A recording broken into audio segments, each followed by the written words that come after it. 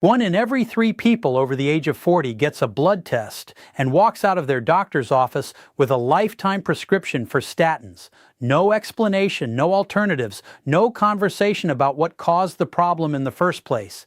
And here's what makes that number even worse. 75% of the cholesterol in your blood isn't coming from your food. Your own liver is making it right now, every night, and your doctor almost certainly didn't tell you that. They're not going to bring this up at your next appointment. The system makes money when you stay on medication, not when you fix the root cause. Subscribe and hit like if you want real answers. Help Dr. Waterling reach 100,000 subscribers, and let's build something the healthcare industry doesn't want to exist. Let's start from the beginning, because almost everything you've been told about cholesterol is incomplete, and some of it is flat out wrong. When patients come to see me with high cholesterol, most of them arrive with one belief locked in their heads. Cholesterol is bad and it needs to be destroyed. I've been a general practitioner for 15 years, and I hear this every single week. That belief is wrong, not slightly off, fundamentally wrong. Cholesterol is an organic, fat-like substance that your body cannot survive without. Every single cell membrane in your body contains cholesterol. Think of the cell membrane as the wall of a building. Cholesterol is the structural material that holds that wall together. Without it, the cell doesn't function. It collapses. Beyond that, cholesterol is the raw material your body uses to make sex hormones: testosterone, estrogen, progesterone. No cholesterol means disrupted hormonal function in both men and women. It's also required to synthesize vitamin D, and vitamin D deficiency is already epidemic across most of the northern hemisphere.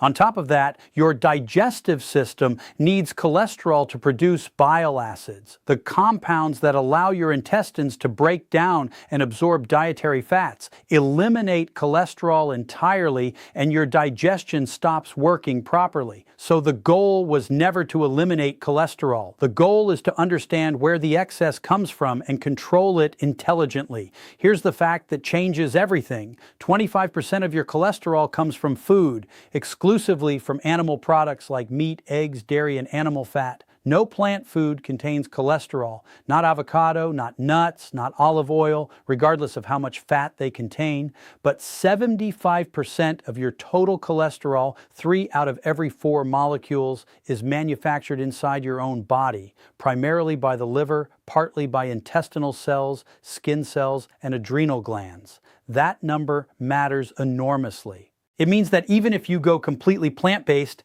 eliminate every gram of animal fat, you will affect at most 20 to 25% of your total cholesterol. The other 75% keeps getting produced internally. I see this play out in my practice constantly. A patient cuts out eggs, butter, red meat, does everything by the book, comes back 3 months later, and the cholesterol is barely changed. They're frustrated. They think they failed. They didn't fail. They just didn't address the mechanism that's responsible for 3/4 of the problem. Let's talk about that mechanism. Inside liver cells, there is an enzyme called HMG-CoA reductase. An enzyme is a biological molecule that triggers a specific chemical reaction. In this case, the synthesis of cholesterol. This is the exact enzyme that statin drugs target. Statins work by blocking it. But here's what almost no one tells you during a 7-minute office visit. This enzyme's activity peaks at night, specifically between midnight and 4 hours in the morning. Your liver is doing the bulk of its cholesterol production while you sleep. And now the second player enters: insulin. Insulin is a hormone released by the pancreas every time you eat anything. Any food, it doesn't matter what kind, triggers an insulin response. And insulin directly activates HMG-CoA reductase. The connection is this direct. You eat in the evening, insulin rises, the enzyme gets activated, and for the next several hours, your liver runs its cholesterol production at full speed in the dark while you're asleep and have no idea. This means that eating late at night, Even something that sounds healthy, even a salad or a bowl of yogurt, triggers a spike of nighttime cholesterol synthesis, not because you ate something fatty, because you raised insulin at the exact moment when your body was supposed to be in a fasted, low production state. Now flip that around. What happens when you don't eat at night? When you practice time-restricted eating, last meal at 6 mom or 7 in the evening, nothing until morning, your insulin stays low overnight. And when insulin stays low, a completely different pathway activates. The enzyme AMP-activated protein kinase, AMPK for short, switches on. AMPK is your cell's internal energy sensor. When it detects that fuel is running low, it acts as a brake on cholesterol synthesis. It directly suppresses HMG-CoA reductase activity. Your liver produces significantly less cholesterol overnight. No prescription required, just a different relationship with the clock. This isn't folk wisdom about not eating after 6. This is a documented biochemical mechanism. It explains why the timing of your last meal matters as much as what's in it, and in some cases, more. Now let's talk about how cholesterol actually moves through your body, because this is where the danger lives. Cholesterol is a fat-like molecule. It doesn't dissolve in water. Your blood is mostly water, so cholesterol can't just float through your bloodstream on its own. It has to be packages it into protein-coated containers called lipoproteins. Lipo means fat. Protein means protein. Their protein-fat complex is built for transport. There are several types, but 2 dominate every standard blood panel: low-density lipoprotein and high-density lipoprotein. You've heard them called bad cholesterol and good cholesterol. Let's be precise about why. The liver loads cholesterol into low-density lipoprotein particles and sends them into circulation. On the surface of each of these particles sits a protein tag called apolipoprotein B. Think of it as a key. Cells throughout your body, muscle cells, brain cells, hormone-producing cells, have receptors that recognize that key. They lock onto the particle, pull it in, and extract exactly as much cholesterol as they need. The leftover cholesterol, what the cells didn't use, gets picked up by high-density lipoprotein particles. Those carry a different protein tag, apolipoprotein A. The liver recognizes that tag and pulls the particles in. The excess cholesterol gets converted back into bile acids, sent into the small intestine, used to digest fats, and partially reabsorbed, returning to the liver through the bloodstream. This loop is called enterohepatic circulation, a closed cycle. Liver to blood, blood to gut, gut back to liver. So why is low-density lipoprotein labeled bad? Not because it's inherently dangerous, but when there's too much of it, the system breaks down. The cells have taken what they need. The receptors are occupied. The extra particles keep circulating, nowhere to go, and they start depositing into the walls of your arteries. This is how an atherosclerotic plaque forms, a buildup of fat, cholesterol, and eventually calcium that narrows the artery and makes its walls stiff. Plaques are the direct cause of heart attacks and strokes. That is why your LDL level is one of the most important numbers on your blood panel. There's one specific condition worth naming here: familial hypercholesterolemia. Hyper means elevated. Cholesterolemia means cholesterol in the blood. This is a genetic disorder where the receptors that recognize apolipoprotein B are either defective or missing entirely. The cells can't pull cholesterol out of circulation. The particles accumulate. People with this condition have extremely elevated cholesterol from birth, regardless of diet or lifestyle. For them, dietary changes alone are genuinely insufficient. But this condition represents a minority of people with high cholesterol. The vast majority can meaningfully manage their levels without lifetime medication if they understand the mechanisms driving the problem. Let's move to what you can actually do. 7 concrete steps. Step 1, diet. Reduce saturated animal fats, fatty cuts of pork, beef, veal, full-fat dairy products. Not total elimination, reasonable reduction. And remember, this addresses only 20 to 25% of your total cholesterol. Diet alone, without fixing the other factors, produces modest results. Use it as one piece of the picture, not the whole strategy. While we're on diet, let me kill one persistent myth: eggs. Patients constantly tell me they've eliminated eggs because of cholesterol. The current evidence does not support that fear. Consuming 1 to 2 eggs per day does not produce a significant increase in LDL cholesterol in most people. Here's why. The body regulates dietary cholesterol absorption through a feedback mechanism. If you consume more through food, the liver compensates by producing less up to a point. The actual threats are processed meats, fast food, and industrial trans fats, partially hydrogenated vegetable oils found in packaged snacks, margarine, and commercially fried foods. These have a far more damaging effect on your cholesterol profile than a whole egg ever will. Step 2. Meal timing and energy balance.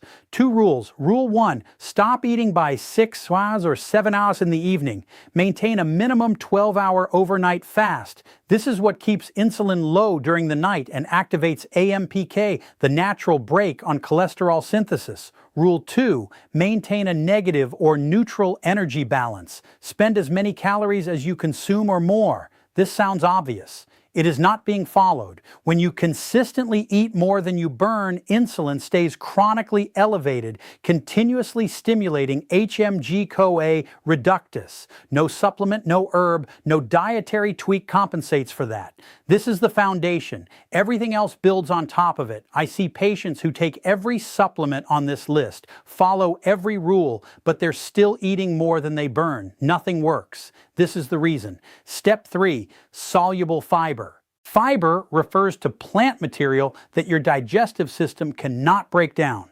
The type relevant to cholesterol is soluble fiber, specifically the kind that forms a gel in water. The best example is psyllium husk, the ground outer shell of Plantago ovata seeds, sold in pharmacies as a powder or capsule.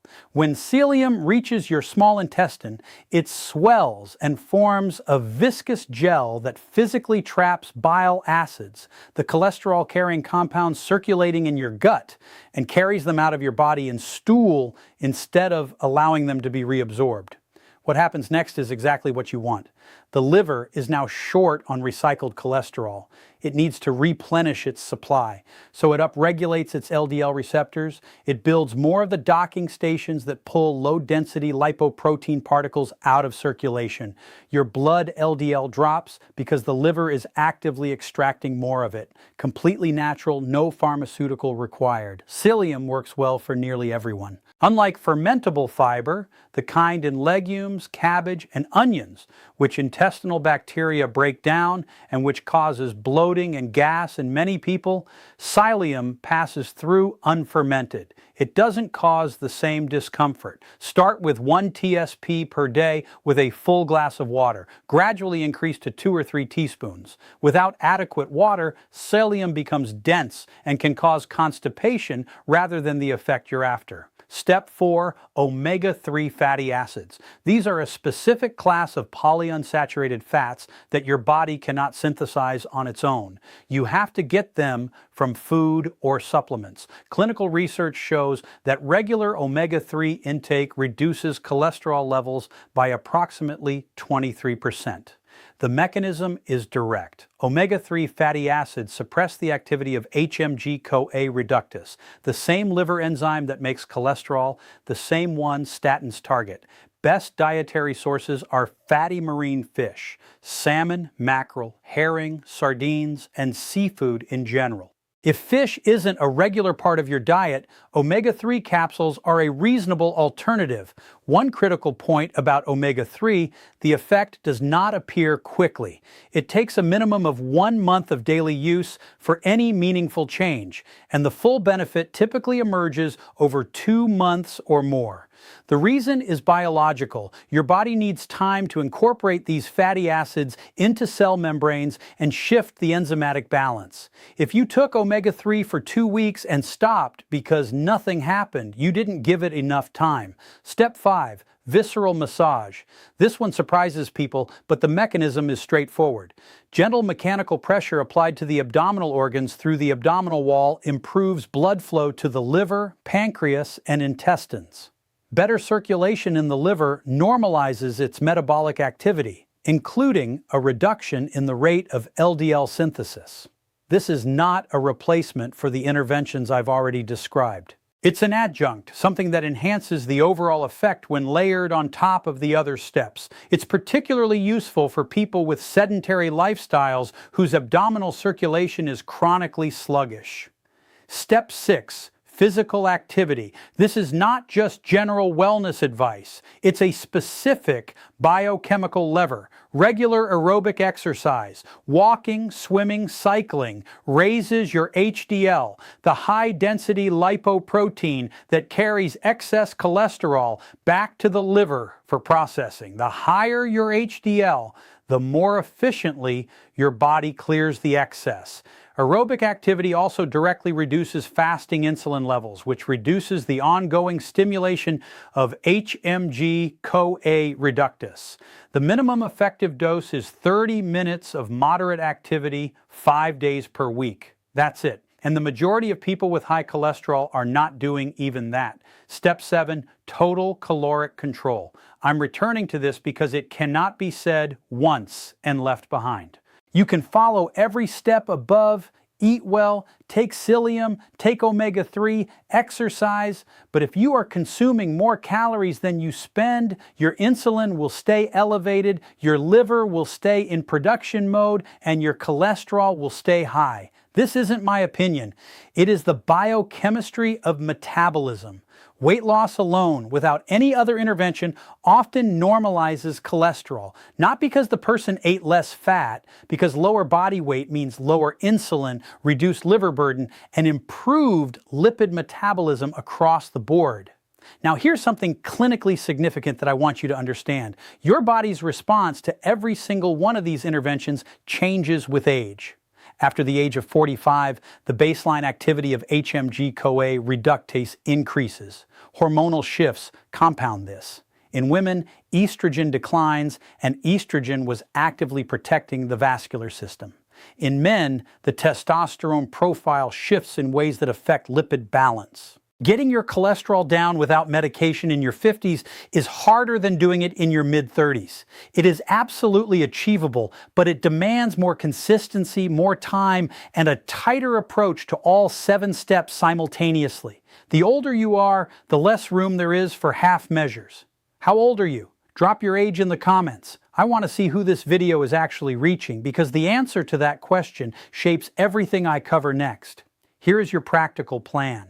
1. Get a full lipid panel. This is the blood test that shows you total cholesterol, LDL, HDL, and triglycerides. Triglycerides are fats in the blood that reflect how well your body is processing sugar and energy. Without this baseline, you're working blind. 2. Move your last meal to 6s or 7s in the evening. This single change done consistently reduces overnight cholesterol synthesis without any medication.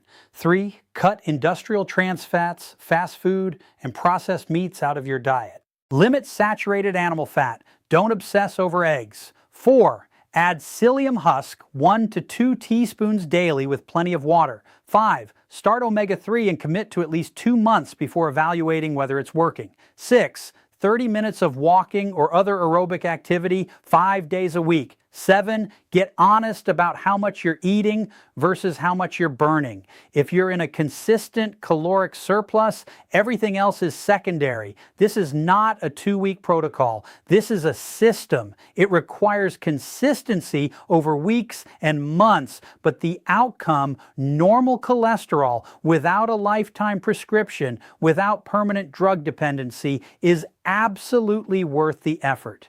I'm Sam Waterling, and I've spent 15 years watching patients get handed a statin prescription with no explanation, no mechanism, no alternative offered. That is not what medicine is supposed to be. You deserve to understand what's happening in your own body. Your doctor won't say this to your face. The system isn't built around keeping you healthy, it's built around keeping you managed. I am. Subscribe, leave a like, and help this channel grow to 100,000 subscribers. We're building something real here, and every single one of you is part of it.